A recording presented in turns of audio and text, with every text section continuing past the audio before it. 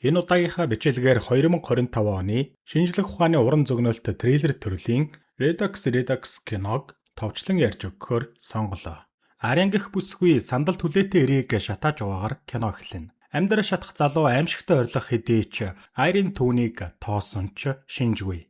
Дүр солигдоход түрүүхэн сандал түлээтэй шатаж байсан эр одоо Айрыныг боож алах гээд хамаг хүчээрээ тэмцэлдэнэ. Энэ нэрийг Невил гэдэг. Гэтэл тэр дахин нэг удаа Айрынд буудуулж өглөө. Дараа нь Айрын өрөөнд дотроос нэг хайрцаг олох ба дотор нь гар буунаас гадна хэд хэдэн дугаарлагдсан хүний үснүүд байлаа. Айрын 12 дугаартай үсийг барьж аваад тэмтрэх үедээ сэтгэл хөдлөлд автана. Хэсэг хугацааны дараа түргэн хоолны газарт Айрын кофе уугаад сууж байхад уг түргэн хоолны газрын тогооч нь өнөөх 2 удаа өгсөн Невил гэхээр дүрээрээ байж таарав. Машин авах уу эсвэл солих уу гэж эргэлзэж байгаа бол анхаараарай. Очин финанс нь автомашины лизингийн урамшуулалт хөтөлбөрөөр зарласан байна.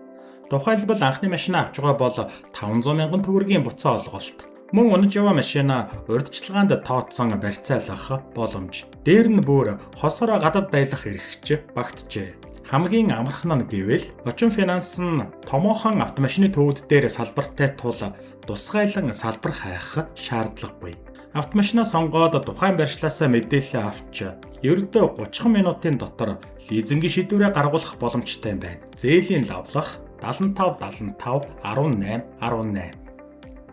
Айрын түүнийг болгоомжтой ажиглаж байхад Невил түргэн хоолны газарт нь хоол идээд сууж байсан өсвөр насны охтыг шүлэнгэртсэн харцаар ширтсээр.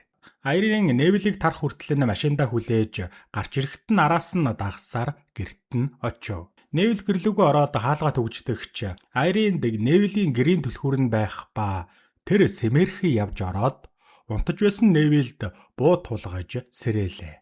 Айрын түүнээс 12 дугаартай охины зогцсыг хаана булсныг нь асууж тэр охиныг Ана гэдэг юм.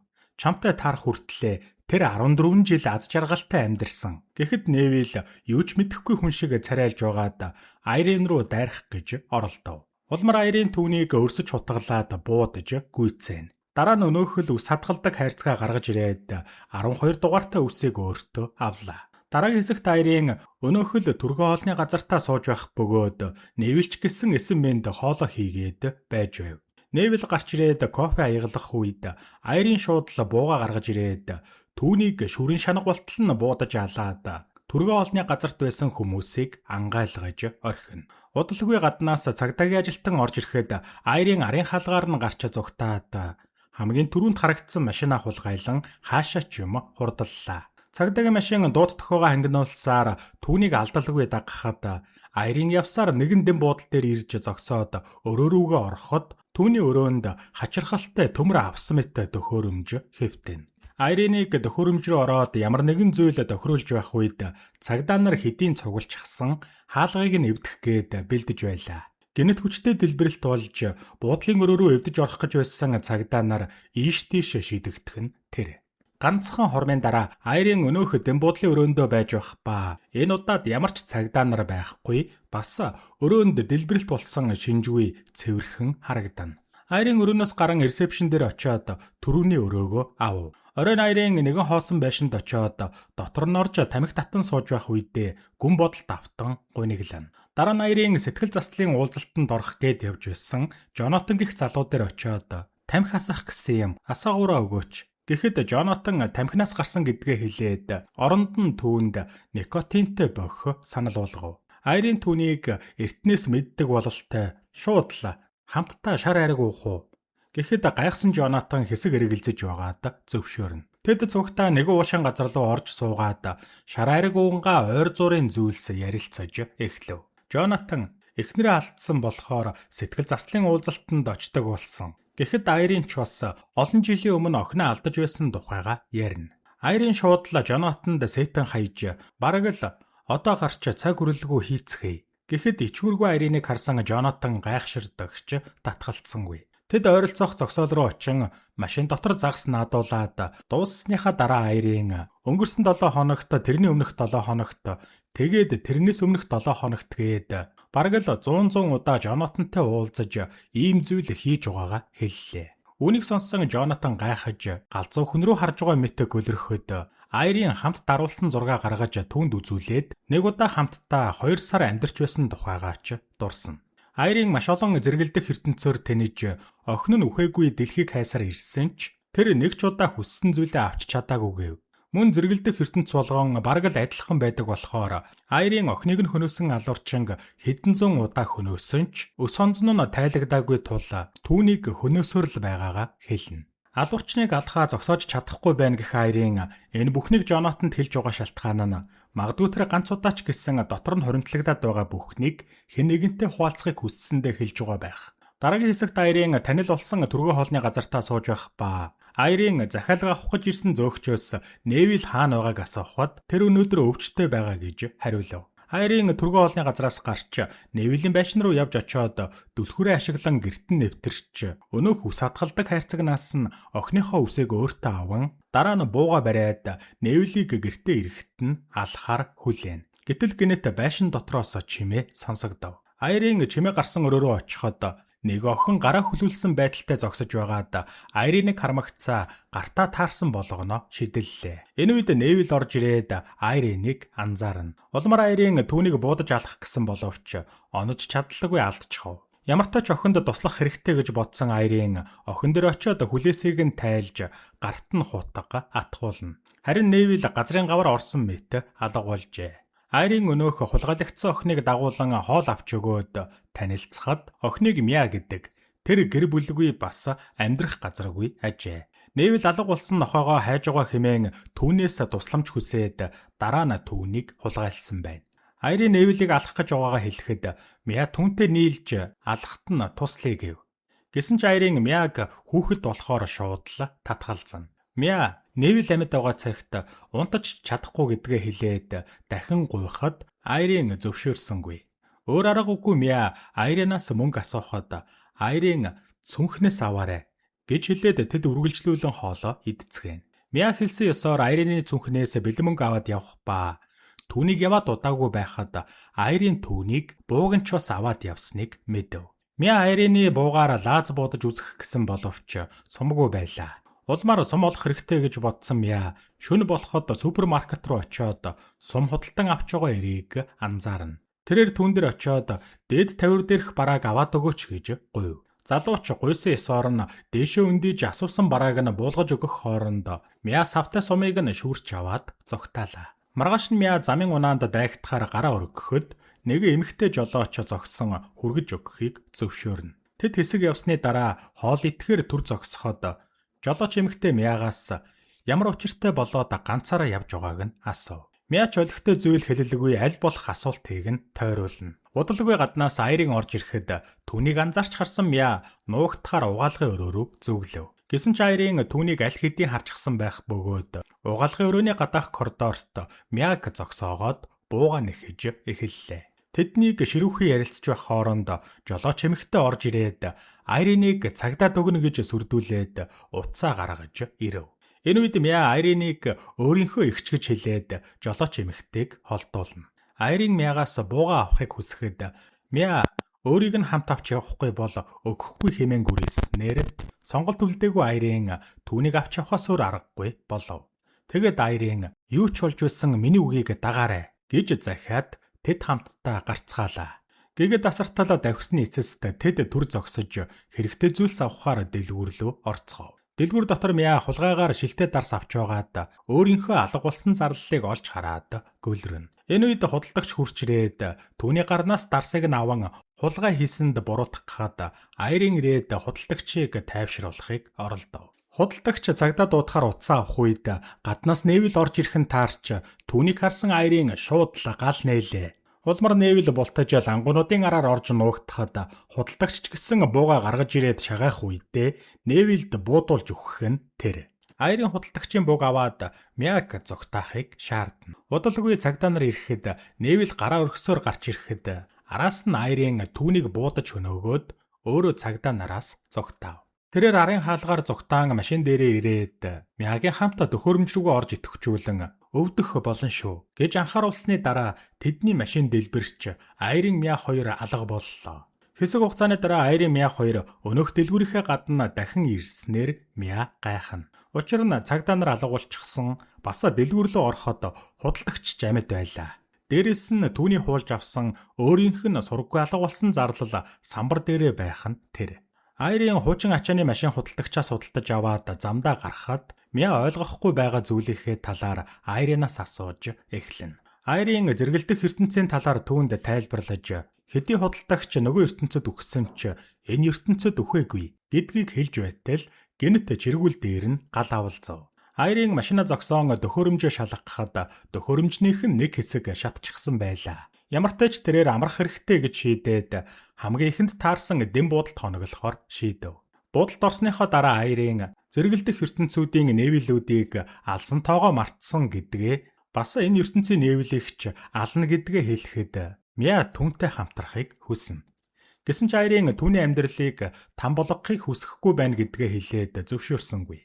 Гэтэл Мя хүүхэд байхасаа хойш л зодуулж хүчрхийлүүлсээр ирсэн болохоор ганц удаач гэсэн тийм хүмүүсийн эсрэг тэмцмээр байгаагаа хэлээд чин сэтгэлээсээ гуйв. Улмаар Айрын түүнийг ойлгож зөвшөөрнө. Гэхдээ эхлээд нэвлэг алхахаас өмнө төхөөрөмж засах ёстой. Учир нь нэвлэг алчхаад шууд л зогтаахгүй бол энэ ертөнцийн үлдэх эрсдэлтэй. Айрын хууль бус намаачинтай холбогдож төхөөрөмжөнд нь таарах хэсгийг олох ёстойгоо хэлээд сонин шагаасаар хууль бус намаачны үлдээсэн үгэн кодыг олж чадна. Ингээд Айрын нийтийн утсаар намаачинтай холбогдож уулзах газраа тохироод замдаа гарцгаав. Тэднийг тохирсон газраа очих үед эзгүй байгаль байх бөгөөд Айрын зэрэгэлдэх ертөнцөөр аялах хүсэлтэй хүмүүс ийм төрлийн намаачидтай үргэлж холбогддог талаар Мяд тайлбарлана. Айрын нууц камер олоод урд нь зогсож өөрийгөө тэг дэлхийгээс ирсэн гэдгээ бас хэрэгтэй байгаа төхөөрөмжний хэсгээ асуухад төд удалгүй Тревиске хэрэг гарч ирээд тэднийг нууц хорогдох байрлууга дагуулж яв. Хорогдох байрны дотор илүү том хэмжээтэй зэрэгэлдэх ертөнцийн төхөөрөмж байх ба удалгүй Билли гэх эмэгтэй орж ирээд 8-аа тохиролцож эхлэнэ. Билли өөр ертөнц рүү явах хүсэлтэй байгааг нь асууж байгаагаас харуул Билли Тревис хоёр зэрэгэлдэх ертөнцөөр тэнэж өөрийнхөө ертөнцөөс явах хүсэлтэй байгаа хүмүүстээ тусалж өндөр төлбөр авдаг гэдэг нь тодорхой болно. Айрын өөрийн гэсэн төхөөрөмжтэй гэдгээ хэлээд зүгээр л түүндээ таарах шинэ зөмийн цэнийг авахар ирснээ хэлв. Гэтэл Билли шууд л түүний төхөөрөмжийг сонирхон авахыг хүсээд төхөөрөмжнийх нь оронд хязгааргүй аялал санал болгох ба Айрын шууд л татгалзана. Билли Айрынд хэрэгтэй цөмийн цэнгийг нь гаргаж ирээд $10,000 болно гэж хэлэхэд $500 гэдгийг нь мэдж байгаа Айрын уурлаж явхаар босов. Билли ч Айрыныг зогсоогоод байгаа мөнгө өгчих гэхэд Айрын өөртөө байсан $2,200 түүнд өгнө. Гэнэт Билли Тревис хоёр өөрсдийн төхөөрөмжийн хаалгыг гаднаас нь хаагаад өөр ертөнц рүү илгэх тохиргоо идэвхжүүлэх ба Азар Айрын Мя хоёр төхөөрөмжнөөс амжиж гарч чадав. Тэднийг машин руугаа гүйж явах үед Тревис Айрын руу дайрч Билли Мягийн хүзүүнд хутга тулгалаа.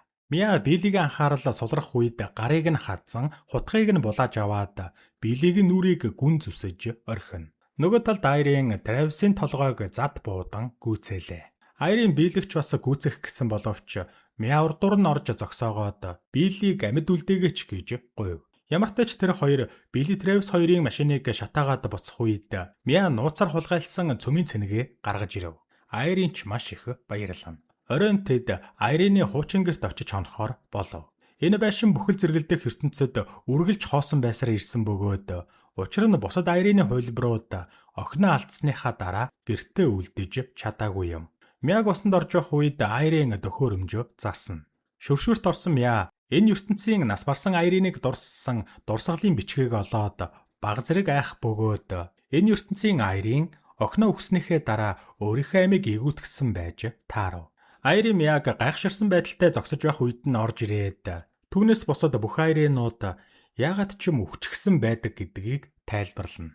Мя яагаад Айрын бусдаасаа өөр байгааг нь асуухад Айрын өөрийнх нь амьдардаг байсан ертөнц цор ганц зэрэгэлдэх ертөнцөөр аялах төхөөрөмж бүтээгдсэн байсан болохоор өөрийн охиноо аль нэг ертөнцөөс олно гэсэн найдлага төрснийх гэж хариуллаа. Гэсэн ч Айрын өдөг хүртэл шилжсэн зэрэгэлдэх ертөнцүүдээс охиноо 9 мэнд амьд байгааг хизээч олж чадаагүй.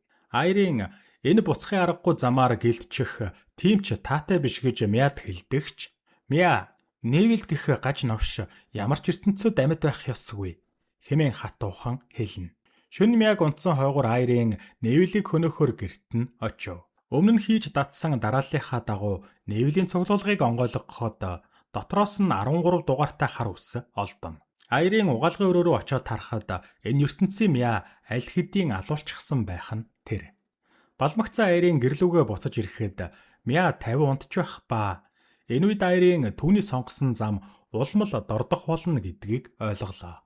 Маргааш нь өдрийн хоол идэх үедээ Айрын төхөөрөмж засагдсан болохоор хамтдаа тэг ертөнц рүү очиж амьдарцгаая. Гэхэд Мя эхлээд Невилийг алах ёстой гэв.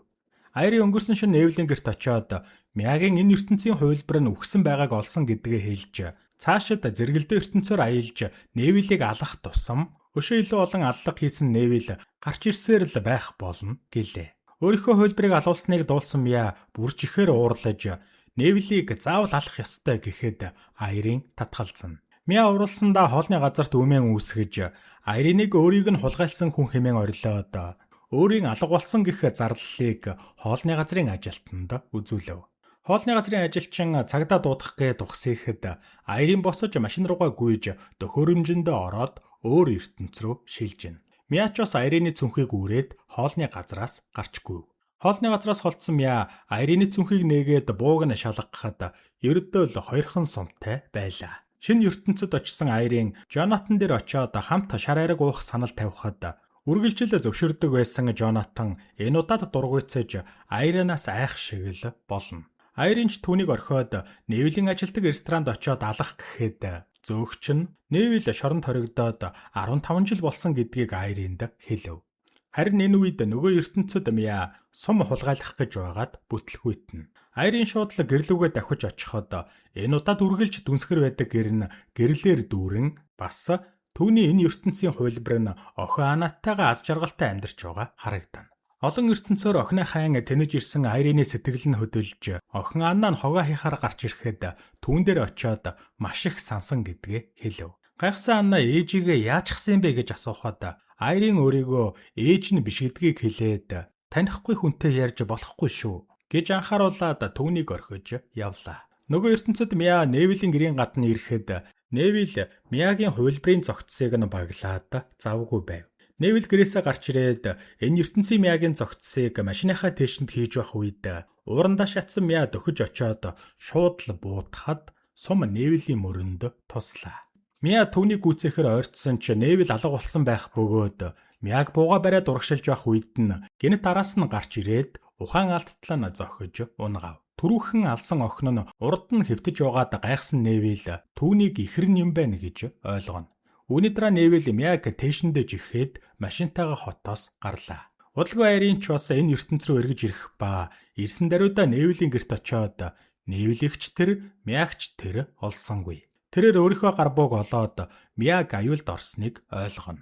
Энэ хооронд Невил шархаа ойж харин Мя машины тээшин дотор тийчлэн чаралсаар. Шархаа ойж дууссан Невил Мяг тээшнээс гаргаад торхонд жихэж таглаад Жотуугаар цохив. Айж чарлах Мяг сонссон гаж донтон Мяг удаан зовоож өөхөх ёстой гэж шийдээд түүнийг өнхрүүлж голд живүүлэхээр шийднэ.